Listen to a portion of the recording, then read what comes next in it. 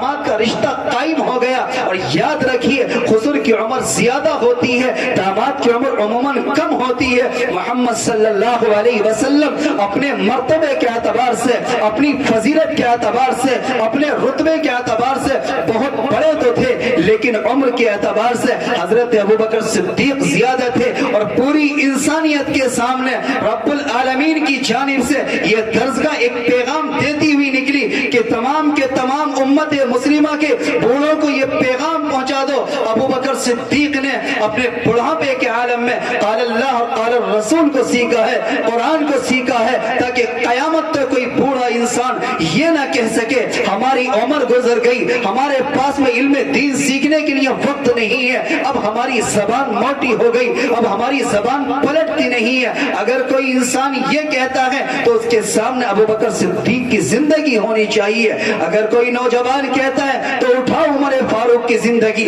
اگر کوئی دولت والا، بلڈنگ والا، کوٹھی والا کہتا ہے کہ فرصت نہیں ملتی، مالداری میں پھنس گئے، فیکٹری میں پھنس گئے اور دولت میں پھنس گئے، کام اتنا زیادہ بڑھ گیا کہ نمازوں کے لالے پڑتے ہیں، اس کے سامنے عثمان غنی کی زندگی اٹھا کر کے رکھ دو۔ اگر کوئی طالب علم کوئی یہ کہتا ہے، کوئی بچہ جوان العمر جو جوانی کی دہلیز پر قدم رکھ چکا ہو، جس نے اپنی جوانی کی دہلیز پر قدم رکھا ہو اور وہ یہ کہتا ہے اب تو جوانی کا جوش ہے، اب تو خیالات دماغ کو پریشان کرتے ہیں، اس کے سامنے حضرت حیدر کرار، حضرت علی کرم اللہ وجہہ کی زندگی ہونی چاہیے۔ یہ خلفائے راشدین کی زندگی میرے اور آپ کے لیے نمونہ ہے۔ محمد الرسول اللہ صلی اللہ علیہ وسلم کا مدرسہ چلتا ہے، مسجد نبوی ایک جانب ہے، صفہ چبوترا ایک جانب ہے، وہاں پر تعلیم پانے والے ابوبکر صدیق بھی ہیں، وہاں پر تعلیم پانے والے عمر فاروق بھی ہیں، وہاں پر تعلیم پانے والے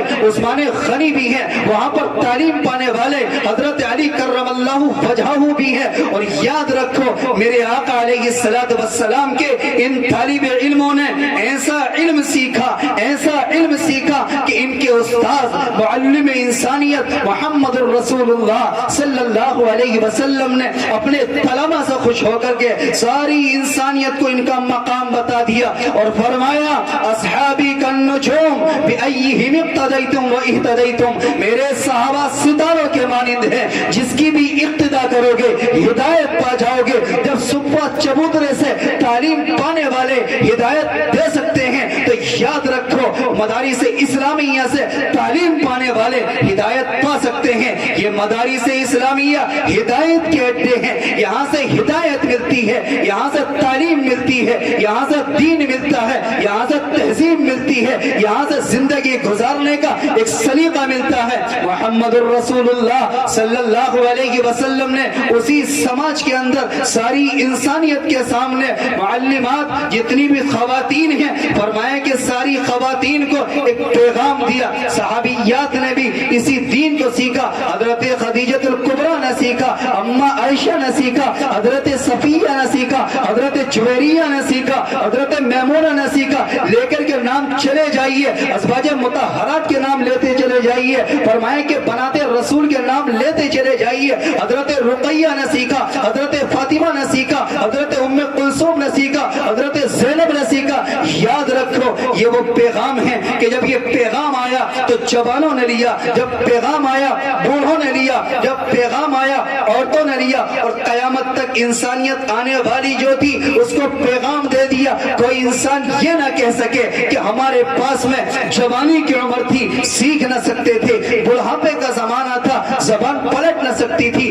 بچپن کا زمانہ تھا، دہلیز پر قدم رکھ چکے تھے، خیالات پریشان کر رہے تھے۔ نہیں میرے آقا علیہ السلام نے یہ پیغام دے دیا، پوری انسانیت کو اس تعلیم کا مقام بنا دیا۔ فرمایا کہ نماز تمہارے اوپر فرض کی گئی، تم نے اس کو فرض جانا، روزہ تمہارے اوپر فرض کیا گیا، تم نے اس کو اہمیت فرض والی دے دی، زکوٰۃ تمہارے اوپر فرض کی گئی، تم نے اہمیت اس کو فرض والی دے دی۔ لیکن دوستو ایک سنت، ایک پیغام محمد الرسول اللہ صلی اللہ علیہ وسلم نے مدرسے کی نسبت سے دیا تھا، ایک پیغام تم کو قرآن کی تعلیم سے دیا تھا، ایک پیغام تم کو دین کی تعلیم سے دیا تھا۔ وہ پیغام کیا تھا؟ وہ پیغام محمدی یہ تھا، طلب العلم فریضۃ علی کل مسلم و مسلمہ، کہ علم دین کا سیکھنا ہر مسلمان مرد اور ہر مسلمان عورت پر فرض ہوتا ہے۔ بے شک اللہ کے رسول علیہ السلام سے جب یہ پیغام مل گیا، جب یہ دین کا پیغام مل گیا، تو محمد الرسول اللہ صلی اللہ علیہ وسلم کی بارگاہ عالیہ میں صحابہ اکرام کی جانب سے سوال کیا گیا، یا رسول اللہ اگر کوئی علم دین سیکھے،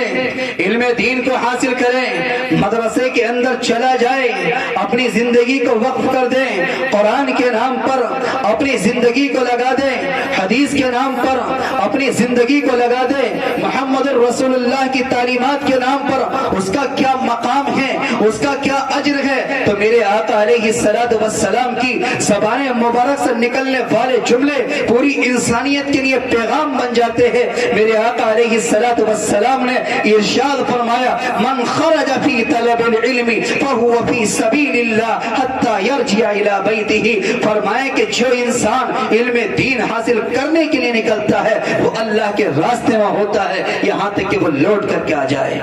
اللہ، ہم اس کو سمجھتے ہیں یہ اپنے کھانے پینے کے ڈھرے ہیں، ہم اس کو سمجھتے ہیں یہ اپنی اپنی دکانیں ہیں۔ یاد رکھنا، ان دکانوں کا، ان پڑھنے والوں کا، ان پڑھانے والوں کا مقام اس وقت معلوم ہوگا جب میرے آقا علیہ السلام نے جو خوشخبریاں دی تھی، جب میرے آقا علیہ السلام نے ساری انسانیت کے سامنے ایک پیغام دیا تھا۔ میرے آقا علیہ السلام نے فرمایا تھا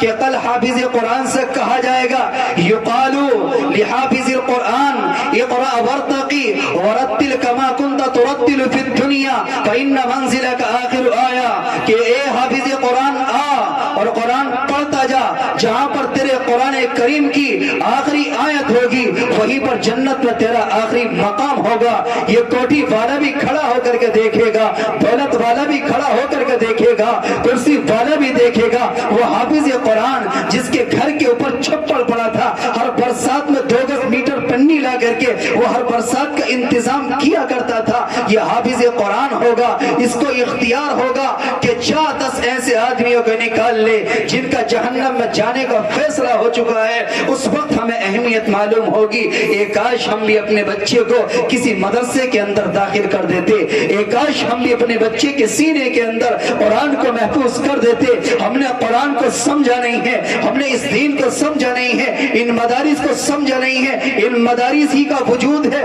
کہ وقت پر نماز امام صاحب کے پیچھے مل رہی ہے، ان مدارس کے وجود کی برکت ہے۔ علماء جب چاہتے ہیں تم جہاں چاہتے ہو وہ مسئلہ دریافت کر لیتے ہو، ورنہ تو یاد رکھنا ہمارے اور تمہارے کھانے میں اور جانوروں کے کھانے میں کوئی فرق نہیں رہ جائے گا۔ ہمیں نہیں معلوم ہے کون سی چیز ہمارے لیے حلال ہے، کون سی چیز ہمارے لیے حرام ہے۔ اگر علماء کی رہنمائی نہ ملے، اگر علماء کی قیادت نہ ملے، اگر علماء کی رہنمائی نہ ملے، اگر علماء کی رہبری نہ ملے، تو یاد رکھنا یہ قرآن ہمیں جو تعلیم دیتا ہے وہ تعلیم ہم تک نہیں پہنچ سکتی۔ یہ قرآن جو ہم کو دین دیتا ہے وہ دین ہم تک نہیں پہنچ سکتا۔ اس دین کو پہنچانے کے لیے، اس تعلیم کو ہم تک دینے کے لیے ان مدارس اسلامیہ نے وہ اہم کردار ادا کیا ہے کہ کوئی یونیورسٹی اور کوئی کالج اور کوئی دنیا کا جامعہ جو اپنے وقت کا ڈگری کا مالک ہو لیکن وہاں پر قرآن کی تعلیم نہ دی جاتی ہو، وہ اس قرآن کی اہمیت کے برابر نہیں ہو سکتا ہے۔ بے شک